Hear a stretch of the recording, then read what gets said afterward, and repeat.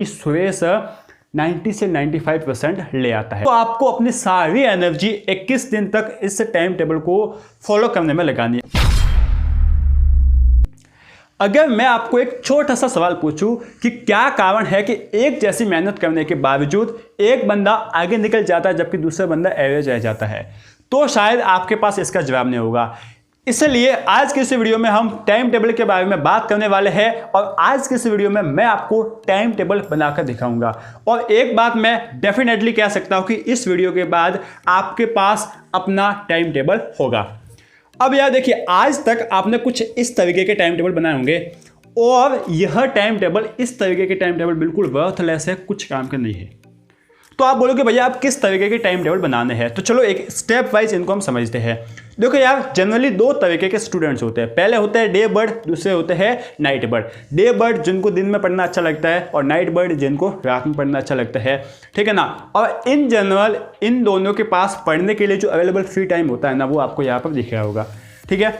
अब यार आपका क्या काम बनता है, आपको ये डिसाइड करना है कि आप किस कैटेगरी में आते हो, ठीक है। हम यहाँ पर एक कैटेगरी को लेकर चलते हैं जो कि कौन सी है, डे बर्ड, ठीक है ना। हम यहाँ पर डे बर्ड की बात करेंगे। अब इतना आपने डिसाइड कर दिया ना, इसके बाद सेकंड पॉइंट आता है जो कि बहुत ही इंपॉर्टेंट है। ये पॉइंट क्या कहता है, आपको टाइम के ऊपर फोकस नहीं करना है, आपको फोकस करना है टास्क के ऊपर, ठीक है। अब इस बात को एक छोटी सी कहानी से समझते हैं, आपको अच्छे से समझ में आ जाएगा। रमेश और सुरेश दोनों दोस्त है, एक ही क्लास में पढ़ते हैं। अब रमेश डिसाइड करता है कि मैं कुछ इस तरीके से अपना टाइम टेबल बनाऊंगा और अपनी पढ़ाई करूंगा, जितना इस टाइम में मेरा पढ़ाई हो जाएगा ना उतना मैं करता रहूंगा।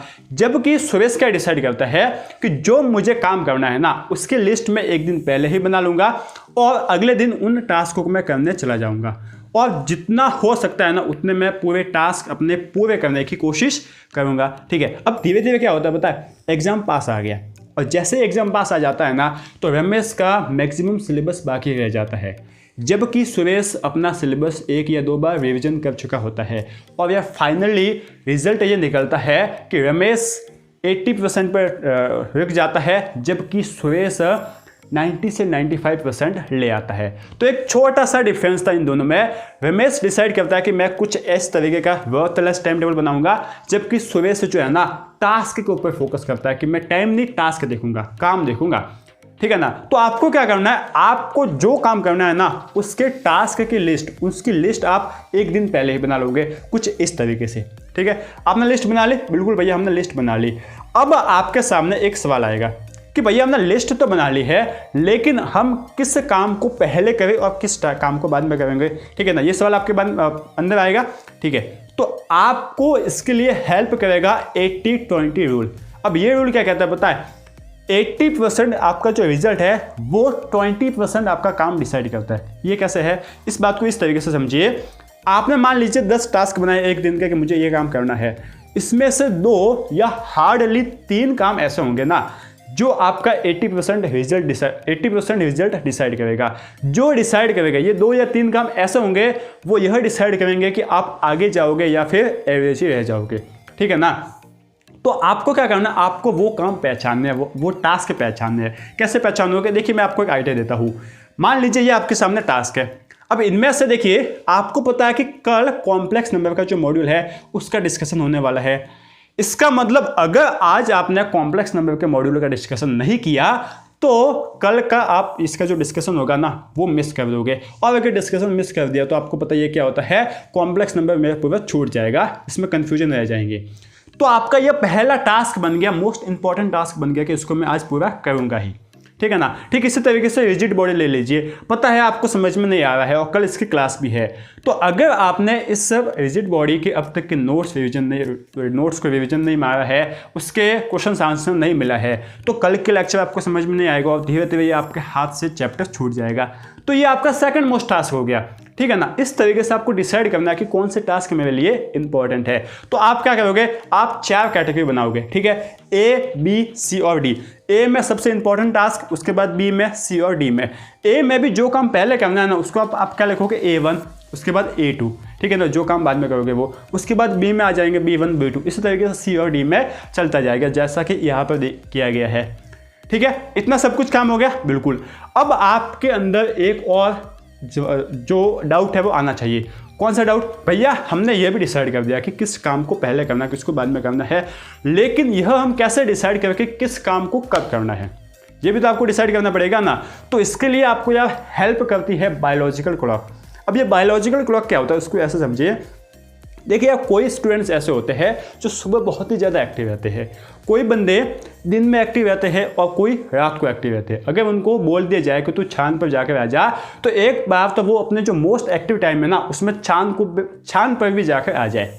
ठीक है, तो टोटल मिलाकर आपको क्या करना है, आपको पहचानना है, आपको पता करना है कि मैं ऐसा कौन सा टाइम है जिस टाइम में मैं ज़्यादा एक्टिव रहता हूँ, ठीक है ना, और ऐसा कौन सा टाइम है जिसमें मैं मॉडरेट रहता हूँ, और किस टाइम में मैं लो एक्टिव रहता हूँ जिसमें मैं थोड़ा थका हुआ फील करता हूँ।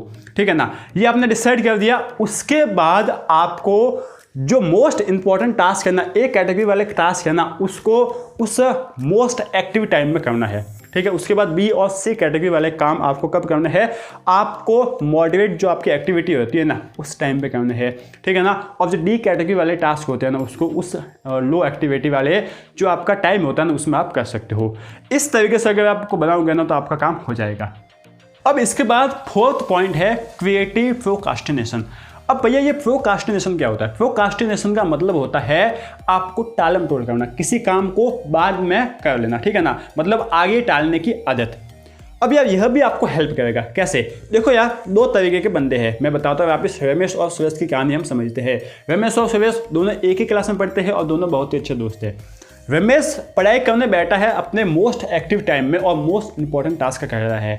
ठीक है, तभी उसकी मम्मी उसके पास आती है।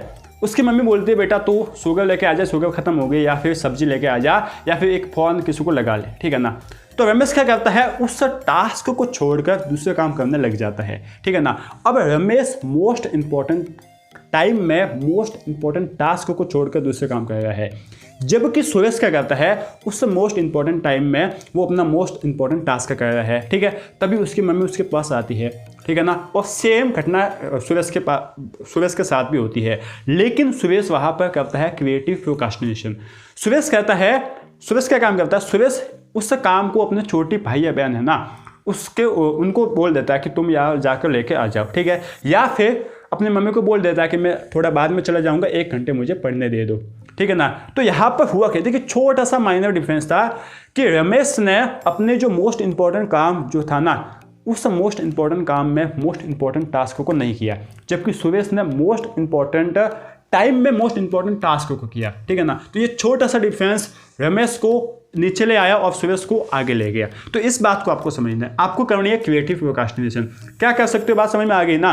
जैसे ही आप पढ़ने बैठते हो, आपको अगर इस तरीके का डिस्टर्बेंस आ जाए तो आपको वो काम है ना, आपके छोटे भाई या बहन है या फिर आपका बड़ा भाई या बहन भी हो ना जो अगर फ्री हो, उनको आप बोल सकते हो, या फिर आप बोल सकते हो कि मैं बाद में लेने जाऊंगा। इस तरीके से कुछ कर सकते हो, उस मोस्ट एक्टिव टाइम को आप खराब मत करना। अब ये लास्ट पॉइंट है आपका की कंस्ट्रेंट। आपको पहचानना होगा कि की कंस्ट्रेंट क्या है। अब ये की कंस्ट्रेंट क्या है, देखिए हर किसी बंदे के कुछ ऐसे लिमिटिंग फैक्टर, कुछ ऐसे फैक्टर होते हैं जो उसके काम को लिमिट करते हैं। इसको वापस एक कहानी से समझते हैं। रमेश और सुरेश दोनों एक क्लास में पढ़ते हैं, दोनों पक्के दोस्त हैं। ठीक है ना, अब रमेश अपने मोस्ट एक्टिव टाइम में मोस्ट इंपॉर्टेंट टास्क को कर रहा है। ठीक है ना, और तभी रमेश का फ़ोन बज जाता है या फिर उसको मैसेज आ जाता है किसी का। ठीक है, और वो उस मैसेज का रिप्लाई देने लग जाता है या फिर फ़ोन पे बात करने लग जाता है। ठीक है ना, और उस मोस्ट एक्टिव टाइम में मोस्ट इंपॉर्टेंट टास्क को छोड़कर वो इस तरीके के काम कर रहा है। मतलब रमेश ने पता नहीं किया था कि यह मेरा की कंस्ट्रेंट है और इसके चक्कर में वो उसने अपना मोस्ट एक्टिव टाइम खराब कर दिया, जबकि सुरेश को पता है। सुरेश को पता था कि यह मेरा की कंस्ट्रेंट है, यह मुझे डिस्ट्रैक्ट कर सकता है। तो सुरेश ने क्या किया, अपने फ़ोन को डू नॉट डिस्टर्ब या फोकस मोड पे रख लिया, जिससे उसको कोई डिस्टर्ब ना करे और वो अपने मोस्ट एक्टिव टाइम में मोस्ट इंपॉर्टेंट काम को अच्छे से करता रहे। तो आपको क्या करना है, देखिए आपको इस तरीके के कंस्ट्रेंट को जो है ना लिमिट, इस तरीके के कंस्ट्रेंट को आपको दूर करना है। आप जब भी पढ़ने बैठो आप अपना फ़ोन साइलेंट कर सकते हो, डू नॉट डिस्टर्ब कर सकते हो। ठीक है ना, आप कोशिश करो या कि अलग से एक अपने रूम में बैठो, वहाँ बैठ कर पढ़ाई करो। और अगर नहीं हो सके ना तो अपने घर में ऐसी जगह बैठो जहाँ पर आपके दूसरे फैमिली मेम्बर कम आते हो, जिससे आप जो है ना आपका डिस्ट्रैक्शन ना हो। समझ गए, आपको कोई रोकने वाला फैक्टर, आपका की कंस्ट्रेंट कोई ना रहे। इस तरीके से यार आपको मेहनत करनी पड़ेगी। अब ये मुझे पता है कि आपके लिए इस तरीके के टाइम टेबल बनाना थोड़ा मुश्किल होगा, क्योंकि इसमें आपको थोड़ा सोचना पड़ेगा। लेकिन अगर यार आपको कुछ अलग रिजल्ट चाहिए ना, तो आपको अलग सोचना पड़ेगा, अलग करना पड़ेगा, ठीक है। क्योंकि यही एक छोटा सा फैक्टर है जो डिसाइड करेगा कि आप आगे जाओगे या एवरेज रह जाओगे। इसलिए आपको सारी अपनी एनर्जी इस एक टास्क के ऊपर लगा देनी है 21 दिन के लिए, ठीक है। क्योंकि एक कहावत भी है कि सूर्य की किरणें तब तक नहीं जलती है जब तक कि उसको किसी एक जगह एकत्रित नहीं किया जा सके। तो आपको अपनी सारी एनर्जी 21 दिन तक इस टाइम टेबल को फॉलो करने में लगानी है। आपको क्या करना है, 21 दिन तक हर रोज़ आपको डेली के टास्क डिसाइड करने हैं और उन टास्क को पूरा करने की कोशिश करनी है। डरना मत, क्योंकि पहले दिन आप 10 में से एक ही टास्क कर पाओगे, ठीक है ना। हो सकता है कि लगातार 5 या 6 दिन 10 में से एक ही टास्क कर जाओ, ठीक है। लेकिन 21 दिन के बाद आपकी प्रोडक्टिविटी ऑटोमेटिकली बढ़ने लगेगी और आप वापस आकर कहोगे कि भैया आपने क्या एडवाइस दी थी, हमारा काम बन गया, ठीक है ना। तो बस इसी तरीके से यार पढ़ते रहिए। सी या, बाय बाय।